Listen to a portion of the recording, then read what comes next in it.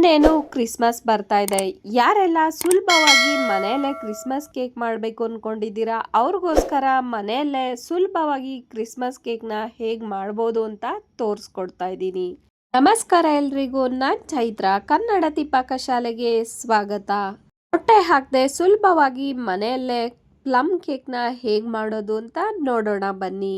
ಮೊದಲಿಗೆ plum cake ಮಾಡಲಿಕ್ಕೆ ಬೇಕಾಗೋದು ಕಿತ್ಲೆ ಹಣ್ಣಿನ ರಸ. ಒಂದೆರಡು ಕಿತ್ಲೆ ಹಣ್ಣನ್ನ ಸಿಪ್ಪೆ ತೆಗೆದು ರಸನ ತೆಕ್ಕೊಳ್ತಾ ಇದ್ದೀನಿ. ಹಾಗೆ ಯಾರೆಲ್ಲ ನೋಡ್ತಾ ಇದ್ದೀರಾ, ನನ್ನ ರೆಸಿಪೀಸ್ ಇಷ್ಟ ಆಗ್ತಾ ಇದ್ರೆ ದಯವಿಟ್ಟು ಸಬ್ಸ್ಕ್ರೈಬ್ ಮಾಡ್ಕೊಳ್ಳೋದನ್ನ ಮರಿಬೇಡಿ. ಸಕ್ಕರೆ ಹಾಕದೆ 1/4 ಕಪ್ಪು ನೀರನ್ನ ಹಾಕಿ ರಸನ ತೆಕ್ಕೊಳ್ಳೋಣ.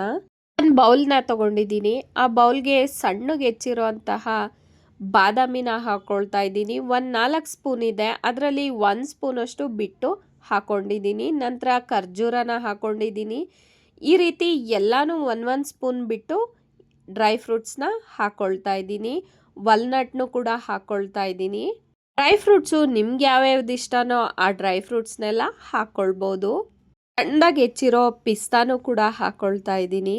ಸಣ್ಣಗೆ ಹೆಚ್ಚಿರೋ ಅಂತಹ ಕ್ರ್ಯಾನ್ಬೆರಿನೂ ಕೂಡ ಹಾಕೊಳ್ತಾ ಇದ್ದೀನಿ. ಈ ರೀತಿ ಡ್ರೈ ಫ್ರೂಟ್ಸ್ ಹಾಕಿದ್ರೆ ಕ್ರಿಸ್ಮಸ್ ಕೇಕು ತುಂಬಾನೇ ರುಚಿ ಅನಿಸುತ್ತೆ. ಬಿಳಿ ದ್ರಾಕ್ಷಿನ ಹಾಕೊಳ್ತಾ ಇದ್ದೀನಿ. ಅದನ್ನು ಕೂಡ ಸಣ್ಣದಾಗಿ ಹೆಚ್ಚಿ ಹಾಕೊಂಡಿದ್ದೀನಿ. ಸಣ್ಣಗೆ ಹೆಚ್ಚಿರೋಂತಹ ಗೋಡಂಬಿನೂ ಕೂಡ ಹಾಕೊಳ್ತಾ ಇದ್ದೀನಿ.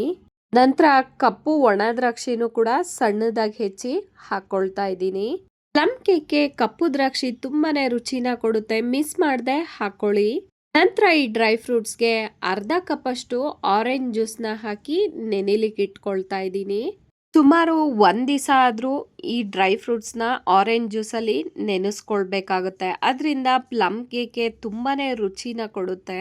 ಮನೆಯಲ್ಲಿ ಒಂದು 4 ಸ್ಪೂನಷ್ಟು ಟೂಟಿ ಫ್ರೂಟಿನೂ ಹಾಕಿ ಮಿಕ್ಸ್ ಮಾಡಿ 1 ದಿವಸ ಆರೆಂಜ್ ಜ್ಯೂಸಲ್ಲಿ ಡ್ರೈ ಫ್ರೂಟ್ಸ್ನ ನೆನೆಲಿಕ್ಕೆ ಇಟ್ಕೊಳ್ತಾ ಇದ್ದೀನಿ. ಕ್ಯಾಪನ್ನ ಟೈಟಾಗಿ ಹಾಕಿ ಇದನ್ನು 1 ದಿವಸ ನೆನೆಸ್ಕೊಂಡ್ಬಿಡೋಣ. 1 ದಿವಸದ ನಂತರ ಡ್ರೈ ಫ್ರೂಟ್ಸು ಹೇಗೆ ನೆಂದಿದೆ ಅಂತ ತೋರಿಸ್ತೀನಿ. ದ್ರಾಕ್ಷಿ ಎಲ್ಲ ತುಂಬ ಚೆನ್ನಾಗಿ ನೆಂದಿದೆ ಆರೆಂಜ್ ಜ್ಯೂಸಲ್ಲಿ. ಈ ಥರ ಡ್ರೈ ಫ್ರೂಟ್ಸ್ನ ರೆಡಿ ಮಾಡ್ಕೊಂಡ ನಂತರ ನೀವೇನಾದರೂ ಓವೆನಲ್ಲಿ ಮಾಡ್ತಾ ಇದ್ರೆ ಓವೆನ್ನ ಪ್ರೀ ಹೀಟ್ಗೆ ಇಟ್ಬಿಡೋಣ. ನೀವೇನಾದರೂ ಕುಕ್ಕರ್ನಲ್ಲಿ ಮಾಡ್ತಾ ಇದ್ರೆ ಒಂದು ಕುಕ್ಕರ್ನ ತಗೊಂಡು ಗ್ಯಾಸ್ ಗೇಟ್ನ ತೆಗೆದು ಅದಕ್ಕೆ ಉಪ್ಪನ್ನ ಹಾಕ್ಕೊಳ್ಬೇಕಾಗುತ್ತೆ. ನಾನು ಈ ಉಪ್ಪನ್ನ ಯಾವಾಗಲೂ ಕೇಕ್ ಮಾಡಲಿಕ್ಕೆ ಬಳಸ್ತೀನಿ. ಉಪ್ಪನ್ನ ಹಾಡ್ಕೊಂಡು ಒಂದು ಸ್ಟ್ಯಾಂಡನ್ನ ಇಟ್ಟು ಒಂದು 10 ನಿಮಿಷ ಲೋ ಫ್ಲೇಮಲ್ಲೇ ಮೊದಲೇ ಬಿಸಿ ಮಾಡ್ಕೊಳ್ಬೇಕಾಗುತ್ತೆ ಕುಕ್ಕರ್ನ. ನಂತರ ಕೇಕ್ ಟಿನ್ನನ್ನು ರೆಡಿ ಮಾಡ್ಕೊಂಡ್ಬಿಡೋಣ. ಕೇಕ್ ಟಿನ್ಗೆ ಒಂದು ಬಟರ್ ಪೇಪರ್ನ ಈ ರೀತಿ ಹಾಕಿ ಕೇಕ್ ಟಿನ್ನು ಯಾವ ಸೈಜ್ ಇದೆಯೋ ಆ ಸೈಜ್ಗೆ ಕಟ್ ಮಾಡ್ಕೊಂಡ್ಬಿಡೋಣ. ಕೇಕ್ ಟಿನ್ಗೆ ಹಾಗೂ ಬಟರ್ ಪೇಪರ್ಗೆ ಸ್ವಲ್ಪ ಎಣ್ಣೆನ ಸವರಿ ಕೇಕ್ ಟಿನ್ನನ್ನು ರೆಡಿ ಮಾಡಿ ಸೈಡ್ಗೆ ಇಟ್ಕೊಂಡ್ಬಿಡೋಣ. ನಂತರ ಒಂದು ಬೌಲನ್ನು ತಗೊಂಡಿದ್ದೀನಿ. ಒಂದು ಬೌಲ್ಗೆ 1/4 ಕಪ್ಪಷ್ಟು ಅಡುಗೆ ಎಣ್ಣೆನ ಹಾಕ್ಕೊಳ್ತಾ ಇದ್ದೀನಿ. ಕಪ್ಪು 1/2 ಕಪ್ಪಿನ ಮೆಜರ್ಮೆಂಟು. ನಂತರ ಇದಕ್ಕೆ 2 ಕಪ್ಪು ಮೊಸರನ್ನ ಹಾಕ್ಕೊಳ್ತಾ ಇದ್ದೀನಿ. ಮೊಟ್ಟೆ ಬದಲಾಗಿ ಇಲ್ಲಿ ಮೊಸರನ್ನ ಬಳಸ್ತಾ ಇದ್ದೀನಿ. ಮೊಸರನ್ನ ಹಾಕೊಂಡ ನಂತರ ಮೊಸರು ಮತ್ತು ಎಣ್ಣೆ ಚೆನ್ನಾಗಿ ಹೊಂದ್ಕೊಳ್ಳೋ ರೀತಿ ಈ ರೀತಿ ವಿಸ್ಕರ್ನಿಂದ ವಿಸ್ಕ್ ಮಾಡ್ಕೊಳ್ಳೋಣ. ಮತ್ತು ಮೊಸರನ್ನ ಈ ರೀತಿ ವಿಸ್ಕ್ ಮಾಡ್ತಾ ಮಾಡ್ತಾ ಅದು ಚೆನ್ನಾಗಿ ಕ್ರೀಮ್ ಥರ ಆಗಬೇಕು. ಆ ರೀತಿ ಚೆನ್ನಾಗಿ ವಿಸ್ಕ್ ಮಾಡ್ಕೊಳ್ತಾ ಹೋಗಬೇಕಾಗುತ್ತೆ. ಈ ರೀತಿ ಬೀಟ್ ಮಾಡ್ಕೊಳ್ಳೋದ್ರಿಂದ ಕೇಕ್ ಟೆಕ್ಸ್ಚರು ತುಂಬಾ ಚೆನ್ನಾಗಾಗುತ್ತೆ. ಈ ರೀತಿ ಚೆನ್ನಾಗಿ ಕ್ರೀಮ್ ಥರ ಆಗೋ ತನಕ ವಿಸ್ಕ್ ಮಾಡ್ಕೊಂಡ ನಂತರ ಇದಕ್ಕೆ 1 ಕಪ್ಪಷ್ಟು ಸಕ್ಕರೆ ಪುಡಿನ ಸೇರಿಸ್ಕೊಳ್ತಾ ಇದ್ದೀನಿ. ಸಕ್ಕರೆ ಪುಡಿನ ಸೇರಿಸ್ಕೊಂಡ ನಂತರ ಮತ್ತೆ ಒಂದು 5 ನಿಮಿಷ ಆದರೂ ಚೆನ್ನಾಗಿ ಇದನ್ನು ವಿಸ್ಕ್ ಮಾಡ್ಕೊಳ್ಬೇಕಾಗುತ್ತೆ. ಸಕ್ಕರೆ ಪುಡಿನ ಹಾಕೋದ ನಂತರ ಚೆನ್ನಾಗಿ ಕರಗಿ ಎಣ್ಣೆ ಮೊಸರು ಸಕ್ಕರೆ ಚೆನ್ನಾಗಿ ಹೊಂದ್ಕೊಳ್ಳೋ ತನಕ ಈ ರೀತಿ ಬೀಟ್ ಮಾಡ್ಕೊಳ್ತಾ ಇರಬೇಕಾಗುತ್ತೆ. ಈ ರೀತಿ ಚೆನ್ನಾಗಿ ಕ್ರೀಮಿ ಆಗೋ ತನಕ ಬೀಟ್ ಮಾಡ್ಕೊಳ್ಳೋದ್ರಿಂದ ಕೇಕು ತುಂಬಾ ಚೆನ್ನಾಗಾಗುತ್ತೆ. ಈ ರೀತಿ ಬೀಟ್ ಮಾಡ್ಕೊಂಡಿದ್ದಾಗಿದೆ. ಇದನ್ನು ಸೈಡಿಗೆ ಇಟ್ಕೊಳ್ಳೋಣ. ಇನ್ನೊಂದು ಬೌಲ್ನ ತಗೊಂಡಿದ್ದೀನಿ. ಒಂದು ಜರಡಿನೂ ಕೂಡ ತಗೊಂಡಿದ್ದೀನಿ. 2 ಕಪ್ಪು ಮೈದಾನ ಹಾಕ್ಕೊಳ್ತಾ ಇದ್ದೀನಿ. 1 ಟೀ ಸ್ಪೂನು ಬೇಕಿಂಗ್ ಪೌಡರ್ನ ಹಾಕ್ಕೊಳ್ತಾ ಇದ್ದೀನಿ. 1/2 ಟೀ ಸ್ಪೂನು ಬೇಕಿಂಗ್ ಸೋಡಾ ಅಂದರೆ ಅಡುಗೆ ಸೋಡಾ. 1 ಸ್ಪೂನು ಚಕ್ಕೆ ಪುಡಿನ ಹಾಕ್ಕೊಳ್ತಾ ಇದ್ದೀನಿ. 3 ಲವಂಗನ ಕುಟ್ಟಿ ಪುಡಿ ಮಾಡಿ ಹಾಕ್ಕೊಳ್ತಾ ಇದ್ದೀನಿ. 1 ಚಿಟಿಕೆ ಶುಂಠಿ ಪುಡಿನ ಹಾಕ್ಕೊಳ್ತಾ ಇದ್ದೀನಿ. 3 ಸ್ಪೂನು ಕೋಕೋ ಪೌಡರ್ನ ಹಾಕ್ಕೊಳ್ತಾ ಇದ್ದೀನಿ. ಕೋಕೋ ಪೌಡರ್ ಇಲ್ಲ ಅಂದರೆ ಇನ್ಸ್ಟಂಟ್ ಕಾಫಿ ಪುಡಿನೂ ಕೂಡ ಬಳಸ್ಬೋದು. ನಂತರ ಇದನ್ನು ಈ ರೀತಿ ಜಲಿಸ್ಕೊಳ್ಳೋಣ. ಈ ರೀತಿ ಜಲಿಸ್ಕೊಂಡ ನಂತರ ಇದನ್ನು ಒಂದ್ಸರಿ ಸ್ಪೂನಿಂದ ಮಿಕ್ಸ್ ಮಾಡೋಣ. ಇದನ್ನ ಚೆನ್ನಾಗಿ ವಿಸ್ಕ್ ಮಾಡಿಟ್ಟಿರುವಂತಹ ಮಿಶ್ರಣಕ್ಕೆ ಇದನ್ನ ಮಿಕ್ಸ್ ಮಾಡ್ಕೊಳ್ಳೋಣ. ಮನೆಯಲ್ಲಿ ಮಕ್ಕಳಿದ್ರಂತೂ ನಮಗೆ ಆ ಕೇಕ್ ಮಾಡಿಕೊಡು, ಈ ಕೇಕ್ ಮಾಡಿಕೊಡು, ಕ್ರಿಸ್ಮಸ್ ಬಂದರೆ ಕ್ರಿಸ್ಮಸ್ ಕೇಕ್ನು ಕೂಡ ಕೇಳ್ತಾರೆ ಅಲ್ವಾ. ಒಂದು ಸಹ ಗಂಟಿಲ್ದಂಗೆ ನಿಧಾನವಾಗಿ ಇದನ್ನ ಮಿಕ್ಸ್ ಮಾಡ್ಕೊಳ್ಳೋಣ. ಈ ರೀತಿ ಮಿಕ್ಸ್ ಮಾಡ್ಕೊಳ್ತಾ ಕೇಕ್ ಬ್ಯಾಟರು ರೆಡಿ ಆಗುತ್ತೆ. ಇಲ್ದಂಗೆ ಈ ರೀತಿ ಕೇಕ್ ಬ್ಯಾಟರ್ನ ರೆಡಿ ಮಾಡ್ಕೊಂಡಿದ್ದಾಗಿದೆ. ಈಗ ಇದಕ್ಕೆ ಆರೆಂಜ್ ಜ್ಯೂಸಲ್ಲಿ ನೆನೆಸಿಟ್ಟಿರುವಂತಹ ಡ್ರೈ ಫ್ರೂಟ್ಸ್ನ ಮಿಕ್ಸ್ ಮಾಡ್ಕೊಳ್ಬೇಕಾಗತ್ತೆ. ಆರೆಂಜ್ ಜ್ಯೂಸಲ್ಲಿ ನೆನೆಸಿಟ್ಟಂತಹ ಡ್ರೈ ಫ್ರೂಟ್ಸ್ನ ಹಾಕೊಂಡ ನಂತರ ಇದನ್ನ ಸ್ಪ್ಯಾಟುಲಾ ಅಥವಾ ಸ್ಪೂನ್ನ ಸಹಾಯದಿಂದ ನಿಧಾನವಾಗಿ ಒಂದೆರಡು ಮೂರು ಸರಿ ಮಿಕ್ಸ್ ಮಾಡ್ಕೊಳ್ಬೇಕಾಗತ್ತೆ.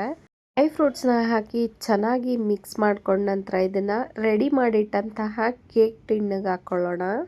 ಕೇಕ್ ಬ್ಯಾಟರು ಎಷ್ಟು ಫ್ಲಫಿ ಆಗಿದೆ ಅಲ್ವಾ. ಎಷ್ಟು ವಿಸ್ಕ್ ಮಾಡ್ತೀವೋ ಅಷ್ಟು ಚೆನ್ನಾಗಿ ಕೇಕ್ ಬ್ಯಾಟರು ರೆಡಿ ಆಗುತ್ತೆ. ಕೇಕ್ ಬ್ಯಾಟರ್ನ ಹಾಕೊಂಡ ನಂತರ ಒಂದ್ಸರಿ ಇದನ್ನ ಡ್ಯಾಬ್ ಮಾಡ್ಕೊಳ್ಳೋಣ. ನಂತರ ಇದಕ್ಕೆ ಎತ್ತಿಟ್ಟಂತಹ ಡ್ರೈ ಫ್ರೂಟ್ಸ್ನ ಈ ರೀತಿ ಸ್ವಲ್ಪ ಉದುರಿಸ್ಕೊಳ್ಳೋಣ. ಅದರಿಂದ ಕೇಕು ಇನ್ನೂ ತುಂಬ ರುಚಿಯಾಗೋ ಅನಿಸುತ್ತೆ, ನೋಡ್ಲಿಕ್ಕೂ ಕೂಡ ತುಂಬಾನೇ ಚೆನ್ನಾಗಿ ಕಾಣಿಸುತ್ತೆ. ಡ್ರೈ ಫ್ರೂಟ್ಸ್ನು ಈ ರೀತಿ ಉದುರಿಸಿದ ನಂತರ ಮತ್ತೆ ಒಂದ್ಸರಿ ಡ್ಯಾಬ್ ಮಾಡ್ಕೊಳ್ಳೋಣ. ಇನ್ನೊಂದು ಕಡೆ ಓವೆನ್ ಕೂಡ ಪ್ರೀ ಹೀಟ್ ಆಗಿ ರೆಡಿ ಆಗಿದೆ. ಓವೆನ್ ರೆಡಿ ಆಗಿದೆ. ಕೇಕ್ ಟಿನ್ನ ಓವೆನ್ಗೆ ಇಟ್ಟು 180 ಡಿಗ್ರಿಯಲ್ಲೇ 35 ನಿಮಿಷಗಳ ಕಾಲ ಬೇಕ್ ಮಾಡ್ಕೊಳ್ಳೋಣ. ನೀವೇನಾದರೂ ಕುಕ್ಕರ್ನಲ್ಲಿ ಮಾಡ್ತಾ ಇದ್ರೆ 30 ನಿಮಿಷಗಳ ಕಾಲ ಲೋ ಫ್ಲೇಮಲ್ಲೇ ಬೇಯಿಸ್ಕೊಳ್ಬೇಕಾಗತ್ತೆ. ಏನಾದರೂ ಕುಕ್ಕರ್ನಲ್ಲಿ ಇಟ್ಟಿದ್ರು ಕೂಡ ಈ ರೀತಿ 30-35 ನಿಮಿಷಗಳ ಕಾಲದ ನಂತರ ಒಂದ್ಸರಿ ತೆಗೆದು ಚೆಕ್ ಮಾಡಿ. ಅಂಟೇನಾದ್ರು ಇದ್ರೆ ಇಟ್ಟಿಟ್ಟಂಗಿದ್ರೆ ಮತ್ತೆ ಒಂದು 5 ನಿಮಿಷಗಳ ಕಾಲ ಬೇಯಿಸ್ಕೊಂಡ್ರೆ ರುಚಿಯಾಗಿ ಪ್ಲಮ್ ಕೇಕು ರೆಡಿ ಆಗುತ್ತೆ. ನಮ್ಮ ಕ್ರಿಸ್ಮಸ್ ಕೇಕು ರೆಡಿ ಆಗಿದೆ. ಇದನ್ನ ತೆಗೆದಿಟ್ಟು ಒಂದು ಅರ್ಧ ಗಂಟೆ ಆದರೂ ಇದನ್ನ ತಣಿಲಿಕ್ಕೆ ಬಿಡೋಣ. ಅರ್ಧ ಗಂಟೆ ನಂತರ ಸೈಡಲ್ಲಿ ಈ ರೀತಿ ಒಂದ್ಸರಿ ಚಾಕುವಿಂದ ಕೈ ಆಡಿಸ್ಬಿಡೋಣ. ನೋಡ್ತಾ ಇದ್ರೇನೆ ತಿನ್ಬೇಕು ಅನ್ಸುತ್ತೆ ಅಲ್ವಾ. ರುಚಿ ಅಂತೂ ತುಂಬಾನೇ ಚೆನ್ನಾಗಿತ್ತು. ಅದರಲ್ಲೂ ಆರೆಂಜಲ್ಲಿ ಡ್ರೈ ಫ್ರೂಟ್ಸ್ನ ನೆನೆಸಿರೋದ್ರಿಂದ ರುಚಿ ಅಂತೂ ತುಂಬಾನೇ ಚೆನ್ನಾಗಿರುತ್ತೆ. ನೋಡೋದ್ರಲ್ಲ, ಅರ್ಧ ಇಂಚ್ ಇದ್ದಿದ್ದಂತಹ ಕೇಕು 1.5 ಇಂಚಷ್ಟು ಚೆನ್ನಾಗಿ ಉಬ್ಕೊಂಡಿದೆ. ಬಟರ್ ಪೇಪರ್ನ ತೆಕ್ಕೊಂಬಿಡೋಣ. ನಾನು ಟಿನ್ನನ್ನು ಸ್ವಲ್ಪ ದೊಡ್ಡದೇನೆ ಬಳಸಿದ್ದೆ, ಅದರಿಂದ ಅತಿ ಹೆಚ್ಚು ದಪ್ಪ ಕಾಣಿಸ್ತಾ ಇಲ್ಲ. ಚಾಕುವಿಂದ ಇದನ್ನ ಯಾವ ಸೈಜಿಗೆ ಬೇಕೋ ಆ ಸೈಜ್ಗೆ ಕಟ್ ಮಾಡ್ಕೊಳ್ಳೋಣ. ಎಷ್ಟು ಡ್ರೈ ಫ್ರೂಟ್ಸ್ ಹಾಕ್ತೀವೋ ಪ್ಲಮ್ ಕೇಕು ಅಷ್ಟು ರುಚಿಯಾಗಿರುತ್ತೆ. ನೋಡೋದ್ರಲ್ಲ ಕೇಕು ಎಷ್ಟು ಸ್ಪಾಂಜಿಯಾಗಿ ಸಾಫ್ಟ್ ಆಗಿತ್ತು ಅಂತ. ನೀವೆಲ್ಲರೂ ಪ್ಲಮ್ ಕೇಕ್ನ ಯಾವ ರೀತಿ ತಿಂತೀರಾ? ನನಗಂತೂ ಪ್ಲಮ್ ಕೇಕ್ನ ಈ ರೀತಿ ತಿನ್ನೋದಕ್ಕಿಂತ ಒಂದು ಪ್ಲೇಟ್ಗೆ 1-2-3 ಪೀಸು ಪ್ಲಮ್ ಕೇಕ್ನ ಹಾಕ್ಕೊಂಡು ಅದ್ರ ಮೇಲೆ ಮನಸ್ಫೂರ್ತಿಯಾಗಿ ಈ ರೀತಿ ಚಾಕ್ಲೇಟ್ ಸಿರಪ್ನ ಹಾಕ್ಕೊಂಡು ತಿಂತಾ ಇದ್ರೆ ಹೇಗಿರುತ್ತೆ ಗೊತ್ತಾ. ಪ್ಲಮ್ ಕೇಕು ಮೇಲೆ ಈ ರೀತಿ ಚಾಕ್ಲೇಟ್ ಸಿರಪ್ಪು ನೋಡ್ತಾ ಇದ್ರೇನೆ ಬಾಯಲ್ಲಿ ನೀರು ಬಂದ್ಬಿಡುತ್ತೆ ಅಲ್ವಾ. ರುಚಿನೂ ಕೂಡ ಅಷ್ಟೇ ಅದ್ಭುತವಾಗಿರುತ್ತೆ.